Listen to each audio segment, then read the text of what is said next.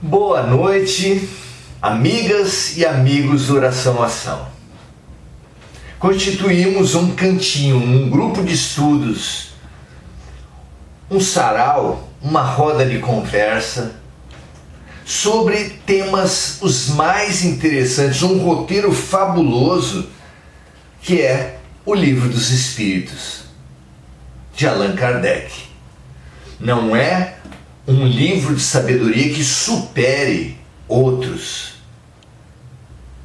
Aliás, nós não podemos ser a régua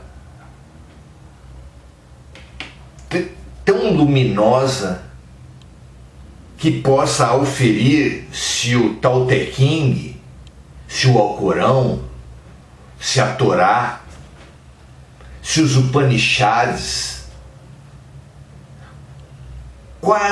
Qual livro é o melhor? Por isso os homens têm guerreado, disputado, se atacado. Kardec perguntou nesse livro mesmo: aonde estão escritas as leis de Deus? Numa passagem preciosa, exatamente por ignorando a resposta correta, as religiões, os religiosos, os fanáticos de todo tipo terem guerreado, se atacado, se torturado para afirmar que o seu livro de sabedoria é melhor que o dos outros. Sabe qual foi a resposta dos espíritos a essa pergunta: onde estão escritas as leis de Deus? A resposta foi: na consciência. Pensem comigo, pessoas analfabetas, se as leis de Deus estivessem escritas em algum livro, as pessoas analfabetas estariam excluídas. Os povos originários, aborígenes, os indígenas, estariam excluídos. Se fosse o Tao Te Ching, os chineses seriam privilegiados. Se fosse os Upanishads, os hinduístas, os indianos seriam beneficiados. Mesmo o Livro dos Espíritos, já que o Espiritismo é muito mais conhecido no Brasil, o Brasil seria privilegiado. Ou os judeus com a Torá, os árabes com o Alcorão. Ao contrário dessa visão estreita, guerreira, orgulhosa, a resposta dos Espíritos fala que as leis de Deus estão escritas na consciência.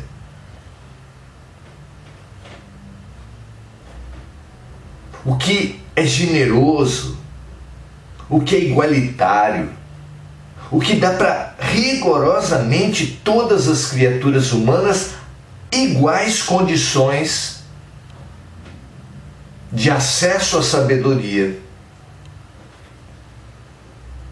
Porque pessoas de todos os credos, de todas as culturas, de todas as posições, temos tido enormes dificuldades para consultar e ainda maiores de viver de acordo com a nossa consciência.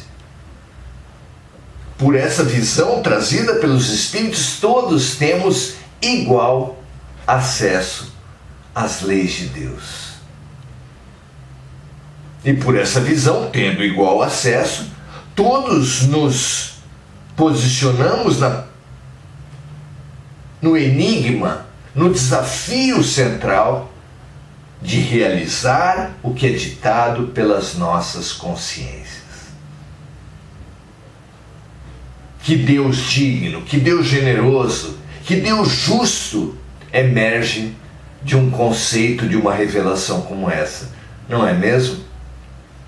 Veja o que você acha disso. Hoje estamos falando sobre o capítulo 8º de O Livro dos Espíritos, que tem por título A Lei do Progresso, e vamos conversar sobre os indivíduos que querem deter o progresso, que querem parar o progresso, que agem para parar o progresso.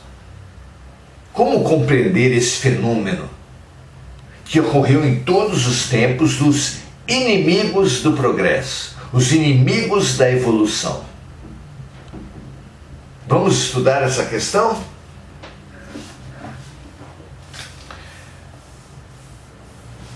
Espíritos merecedores de todo crédito vêm através de aparelhos mediúnicos também do máximo respeito nos dizer, por exemplo, que existe um governo oculto na Terra. Existem forças das trevas, universidades, grandes organizações, grandes máfias espirituais, que, assim como as máfias físicas, pretendem, se articulam e se guerreiam entre si para obter, para conquistar o domínio das mentes, o domínio dos recursos, o domínio do poder.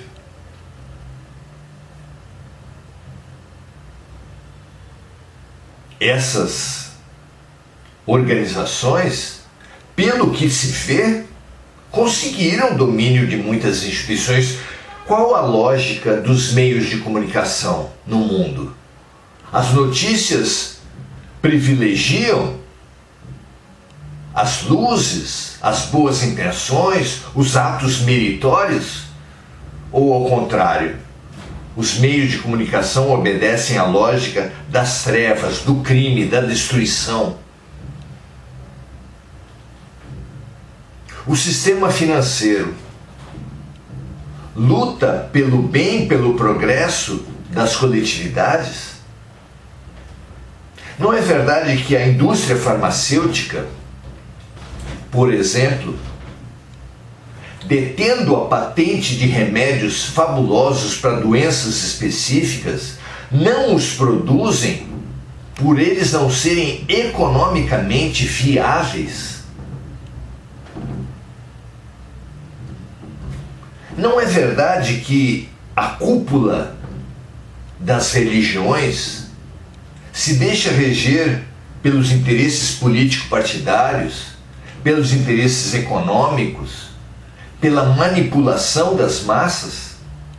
Não é tão claro que a ciência, esse instituto tão importante, tanto quanto a religião, tem se deixado dirigir pelas guerras, pelos interesses comerciais,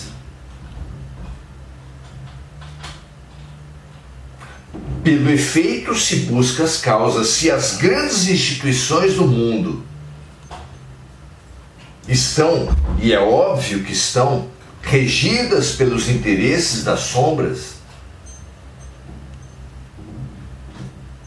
qual é a árvore que tem gerado esse efeito, esses frutos?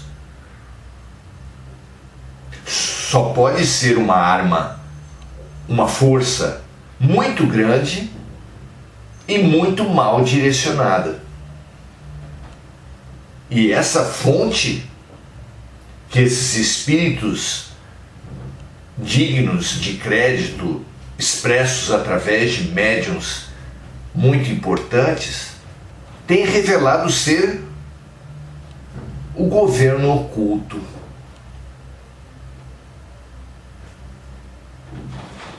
É esse governo oculto que tem buscado atrasar o progresso. Se nós aqui, pequenos, insignificantes estudiosos do espírito, sabemos que estamos em transição planetária, sabemos que a humanidade está indo para um mundo de regeneração, sabemos que aqueles que não evoluírem com o planeta serão exilados para outros planetas, vocês acham que os generais das trevas não sabem?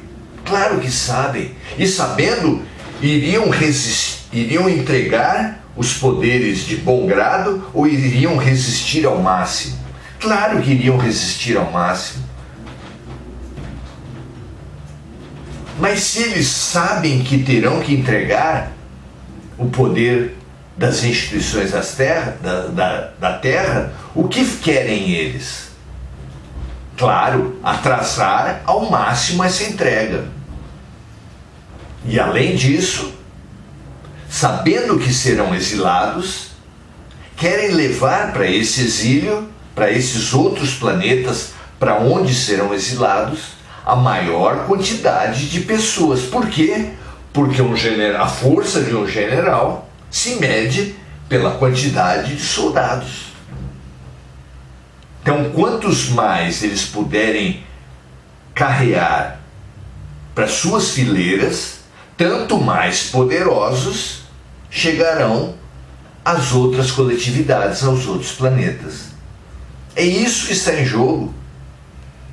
Todos nós estamos sendo manipulados, estamos sendo seduzidos para o pessimismo, para a desesperança, para o esgotamento, para os vícios de todo tipo, e há vícios de tantos tipos, a começar, é claro, pelas drogas, que a todo ano praticamente são superadas umas pelas outras. Quem engendra, quem descobre, quem divulga, quem produz essas drogas, senão os agentes das sombras? Claro. E como eles arrastam, como eles dominam, como eles escravizam cada vez mais pessoas, cada vez mais profundamente, não é?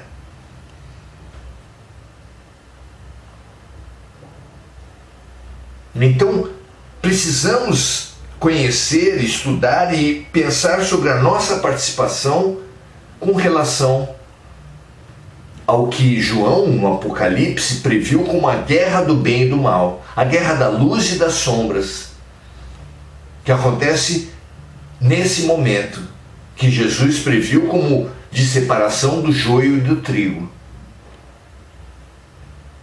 Vamos estudar isso? Esse é o convite de hoje. Kardec pergunta: é permitido ao homem deter a marcha do progresso? É possível que criaturas humanas atrasem a humanidade? O que pensar sobre isso? A resposta é: deter não, mas pode entravá-la algumas vezes. Então a nenhum ser humano, mesmo a esses grupos poderosos das trevas, é permitido deter, barrar o progresso. Eles não têm esse poder, mas podem entravá-la algumas vezes. Qual a diferença? Deter seria deter definitivamente, isso eles não podem, mas podem entravar, ou seja, atrasar o progresso, bloquear o progresso por algum tempo. É o máximo que as trevas podem fazer. E tem feito, não é? Pergunta 781A. Kardec pergunta: o que pensar dos homens, dos seres humanos, das criaturas de Deus, encarnados ou desencarnados, que tentam deter a marcha do progresso e fazer com que a humanidade retroceda? O que pensar dessas criaturas? Pobres seres que Deus castigará, serão arrastados pela própria correnteza que procuram deter. Olha que figura interessante. Um rio caudaloso e um homem ou vários homens que, estando no meio desse rio, tentam deter a correnteza. Poderão esses homens, se tiverem bem articulados, bloquear, estabelecer obstáculos à correnteza? Claro que sim. Mas poderão obstaculizar essa correnteza para sempre? Claro que não. Mesmo se com uma grande engenharia produzirem uma represa, essa represa não poderá simplesmente deter a correnteza. Ela poderá fazer um lago, fazer uma represa, mas em algum momento precisará de um vazador, precisará tornar as águas correntes novamente. É uma figura ótima para que possamos entender que, assim como uma criatura, mesmo sábia, mesmo detentora de muitos recursos, poderá deter temporariamente o curso de um rio, a correnteza de um rio, precisando depois de algum tempo voltar a fazer correr as águas no leito do rio. Também nenhum grupo, por mais poderoso e com mais recursos que tenha, poderá estancar a lei do progresso, estancar a marcha do progresso definitivamente. Se tentar, explode a barragem e esse homem será arrastado e levado pela própria correnteza que eles procuram deter. Vejam que interessante. Kardec faz um comentário. O progresso é uma condição da natureza humana e ninguém tem o poder de se opor a ele. O progresso é uma força viva que as leis maldosas até podem retardar, mas não podem obstruir, não para sempre. Quando essas leis se tornam incompatíveis com o progresso, as leis das trevas, ele, o progresso, as destrói juntamente com os que se esforçam por mantê-las. Isso acontecerá até que o homem faça suas leis de acordo com a justiça divina. Suas leis, suas instituições, suas ciências, suas religiões, suas ações. Tudo, absolutamente tudo, que for contrário ao progresso, que não se adaptar, que não permitir o curso das águas, explodirá, levando toda a represa, seus engenheiros, seus trabalhadores, causando grande destruição, especialmente para aqueles que construíram essas barragens.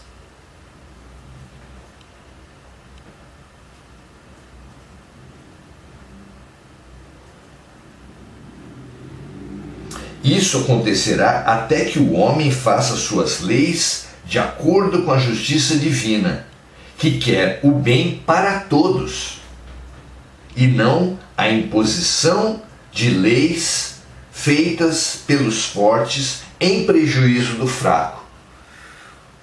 Voltamos à figura da represa e do rio. Imagine que um rio atravesse diversas propriedades e que um desses proprietários egoisticamente construa uma represa, deixando os seus vizinhos, rio abaixo, sem o benefício das águas, para suas lavouras, para suas casas, para suas criações. E isso será um egoísmo? Isso será um mal? Porque todo bem exclusivo é um mal. Todo bem que exclui o bem dos outros é um mal. Então, sim, esses que fizeram a represa estarão promovendo o mal. Mas poderão eles, com as suas represas, deter esse curso das águas para sempre? Não poderão. Em algum momento, precisarão eles fazer correr as águas novamente, porque o mal não pode deter o bem indefinidamente, completamente, para sempre.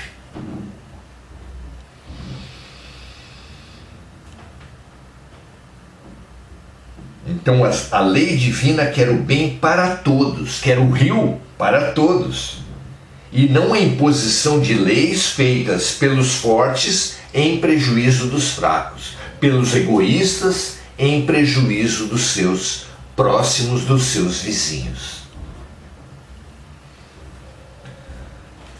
Última pergunta de hoje, 782. Não existem homens de boa fé que dificultam o progresso acreditando favorecê-lo? Porque, do ponto de vista que se colocam, muitas vezes o veem onde ele não está? Essa pergunta é muito interessante, porque muitos que integram os partidos, as religiões, as ideologias, as ciências, imaginam estar fazendo melhor. Lembremos-nos do nazismo, que para promover o Holocausto, para promover o massacre dos judeus, dos ciganos, dos homossexuais, dos comunistas, porque não eram só os judeus que eram massacrados, talvez tenham sido, muito provavelmente, o grupo mais numeroso, até porque interessava aos nazistas, porque eles detinham muitos recursos econômicos. Mas eles também voltaram a sua máquina de morte para esses outros grupos, entre outros. Não é interessante? Não é terrível que isso tenha acontecido? Pois, para envolver, para propagar, para estruturar essa máquina de morte do genocídio nazista, do Holocausto, os nazistas se utilizaram de uma tese, de uma ideologia. Eles estavam, diziam eles, favorecendo o progresso da humanidade. E como eles favoreceriam o progresso? Pelo combate às raças ruins e pela multiplicação das raças boas. Claro que não havia nenhuma base fática e prática para dizer que os judeus, os ciganos, os homossexuais, os comunistas eram realmente inferiores aos alemães, aos arianos, que os nazistas diziam ser uma raça superior. Não havia nenhuma base concreta, era só uma ideologia. Mas certamente com essa ideologia eles envolveram algumas pessoas que acreditaram estar o Holocausto a serviço da melhoria da humanidade. Assim como muitos soldados que participaram das cruzadas, acreditaram estar levando o Cristo através do assassinato dos muçulmanos. Vejam que absurdo. Assim como hoje, muitos muçulmanos que se explodem homens-bombas em restaurantes, em locais públicos, matando dezenas, às vezes centenas de pessoas, acreditam estar fazendo a vontade de Deus, a vontade de Alá, numa jihad, numa guerra santa. Há pessoas que se deixam envolver a ponto de acreditarem nesses absurdos, nas inquisições, nas perseguições, nas guerras santas. Então pergunta Kardec: não existem homens de boa fé que dificultam o progresso acreditando favorecê-lo? Porque do ponto de vista em que se colocam, muitas vezes veem o progresso onde ele não está? Vejam como essa pergunta é importante para nós podermos rever as nossas causas, as nossas ideologias, as nossas posições no mundo. E a resposta é: esses homens são como pequenas pedras colocadas sob a roda de um grande carro e que não o impede de avançar. Uma pequena pedra colocada nas rodas de um grande carro podem até fazê-lo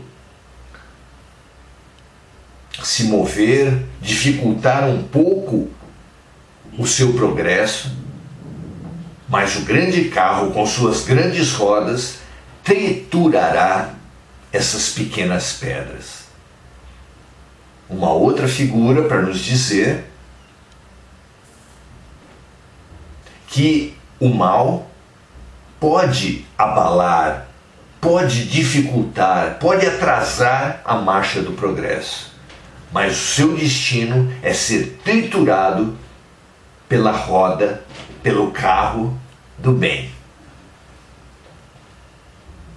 Não devemos nos apavorar, não devemos nos impressionar com os crimes, com os erros, com as mortes, porque realmente não cai uma folha de uma árvore que não seja pela vontade de Deus, porque realmente, como ensinou Jesus, o escândalo é necessário, mas ai daquele por meio do qual ele vier. Então esses homens, como pequenas pedras colocadas sob a roda de um grande carro, serão triturados e não impedirão o grande carro de avançar.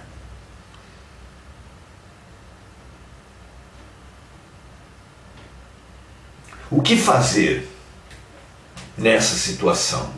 Já sabemos dos ceifadores previstos no Apocalipse. Ceifadores são abalos que atingem de alguma forma toda a humanidade. Tivemos o primeiro ceifador já agindo sobre toda a humanidade, que foi a Covid.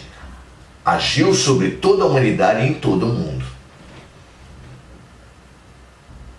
Mas estudemos a Covid para estudar, para entender a nossa postura perante o mal, perante o atraso, perante os testes, perante os próximos ceifadores que certamente virão. A Covid foi uma para cada pessoa. Houve pessoas que morreram.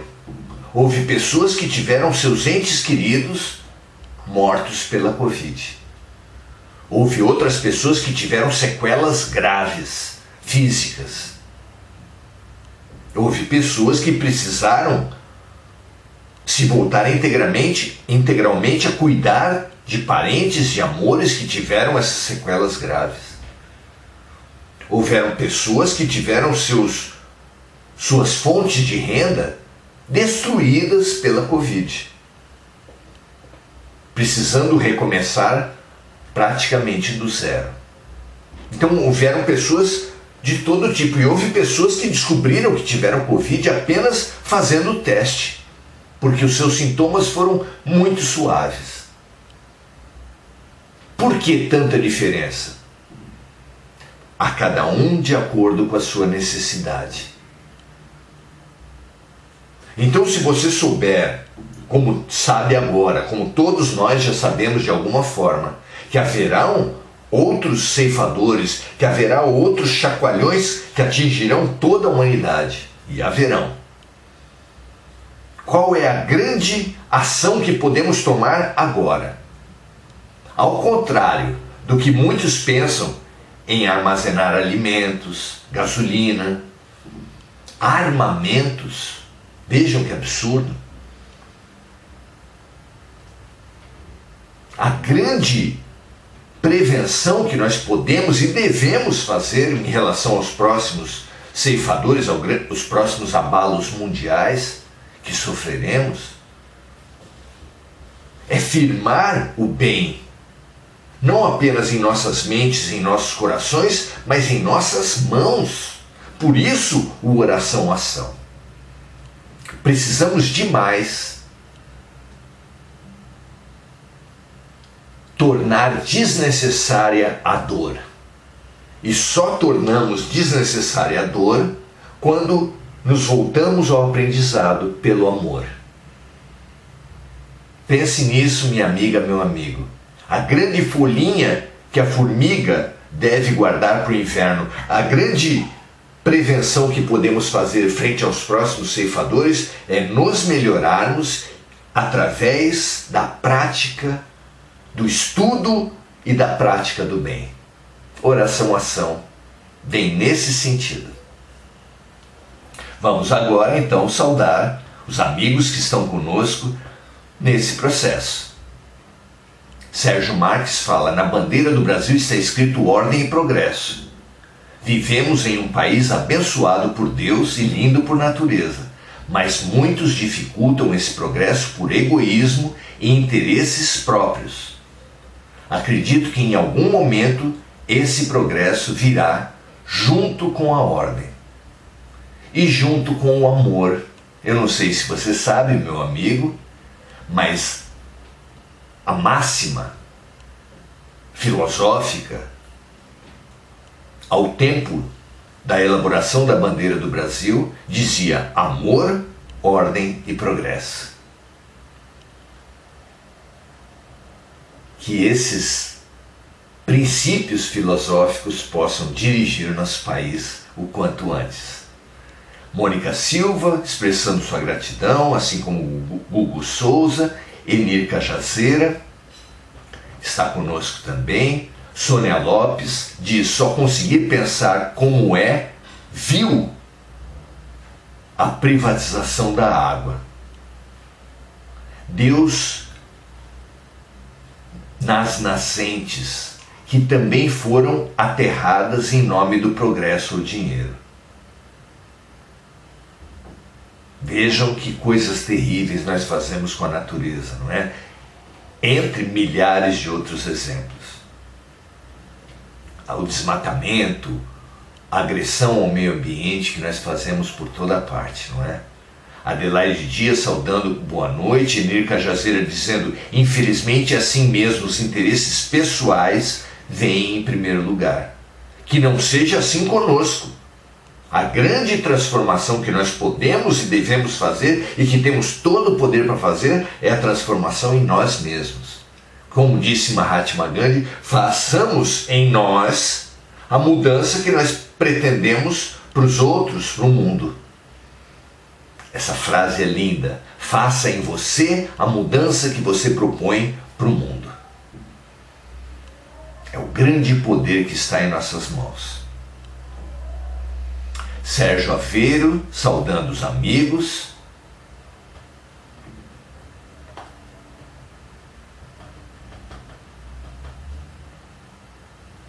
Anne, Mônica Silva, Domingos Natalo. Mônica lembrando de amigos encarnados e desencarnados, assim como as vítimas da paz mundial e dos desastres climáticos. E todos os amigos, Sônia Lopes, Sérgio Marques, Mônica Silva, Enir Cajazeira, saudando-nos, saudando o grupo todo. Ótimo final de noite para você. Pense sobre essa fundamental folhinha que temos que guardar para o inverno. É a folhinha do bem, a clareza ética, que nos propiciará boas decisões que são a expressão de uma vida com Deus. Que assim seja para todos. Amanhã voltaremos a esse assunto. Venha conosco. Estamos tocando o fundamental para esse momento das nossas vidas. Estudemos juntos. Um grande abraço e até a próxima.